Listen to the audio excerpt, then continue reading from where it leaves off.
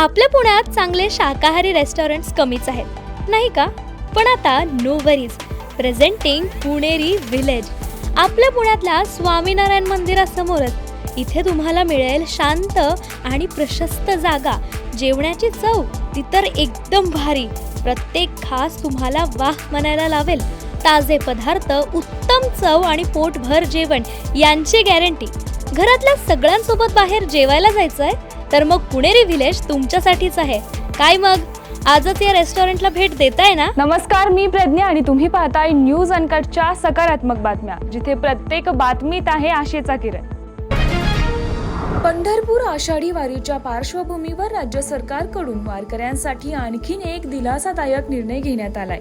वारीला गाडीनं जाणाऱ्यांना टोल माफी देण्यात आली असून 18 जून ते 10 जुलै दरम्यान हा निर्णय लागू असणार आहे.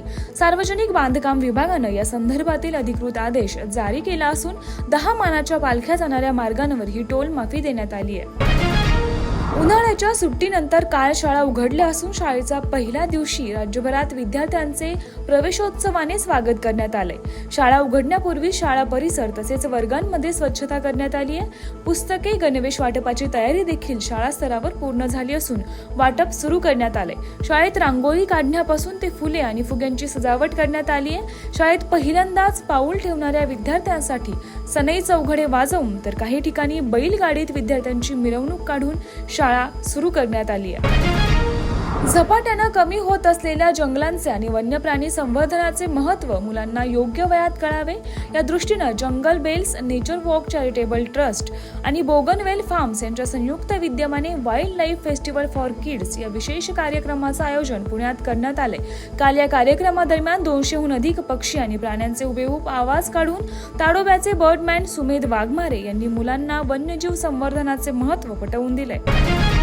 राज्यातील लाखो विद्यार्थ्यांसह पालकांची उत्सुकता अखेर संपली असून MST CET परीक्षेचा निकाल काल जाहीर झालाय.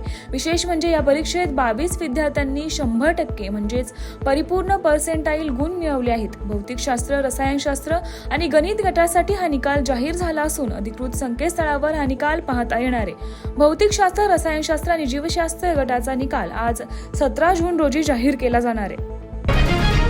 आषाढी वारीसाठी अवघे काही दिवस उरले असताना आळंदी नगरीत वारीच्या तयारीनं अंतिम टप्पा गाठलाय.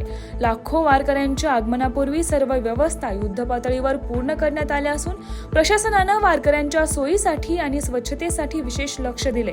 स्वच्छतेवर भर देताना प्रशासनानं ठिकठिकाणी तात्पुरती शौचालये आणि स्वच्छतागृहे उभारली. वारकऱ्यांना कोणत्याही प्रकारचा त्रास होऊ नये यासाठी पाणी आणि स्वच्छतेची चोख व्यवस्था करण्यात आली असून आरोग्य सेवा आणि आपत्कालीन परिस्थिती हाताळण्यासाठी ही पथके सज्ज ठेवण्यात आली असल्याचं पाहायला मिळतंय. महाराष्ट्रातील सर्वात मागासलेल्या माडिया आदिम जमातींपैकी एक असलेल्या गडचिरोलीतील भामरागड तालुक्यातील अतिदुर्गम गावातून डॉक्टर बनण्याचं स्वप्न पूर्ण करणं ही खरोखरच कौतुकास्पद कामगिरी आहे. कारंपल्लीचा देवदास मंगू वाचामी, मल्लमपोडूरची सानिया तुकाराम धुर्वे आणि दुब्बाकुड्याचा गुरुदास गिसुमिच्चा यांनी हे स्वप्न प्रत्यक्षात आणत नीट परीक्षेत यश संपादन करून आदिवासींच्या शिरपेचात मानाचा तुरा रोवलाय. या तिन्ही विद्यार्थिनींनी धाराशिवच्या उलगुलान येथून नीट परीक्षेची मार्गदर्शन मिळवलं होतं. पुण्यात 21 जून रोजी जागतिक योग दिनानिमित्त भव्य वारकरी भक्तियोग उपक्रमाचं आयोजन करण्यात आलंय.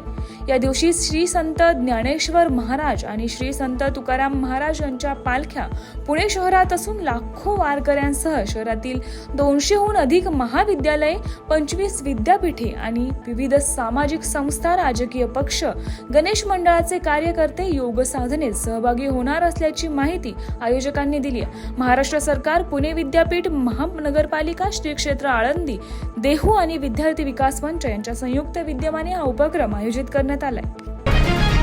अंदमान समुद्रात भारताला सुमारे 2 लाख कोटी लिटर कच्च्या तेलाचे साठे मिळण्याचे संकेत असल्याचे केंद्रीय पेट्रोलियम आणि नैसर्गिक वायू मंत्री हरदीप सिंह पुरी यांनी सांगितले.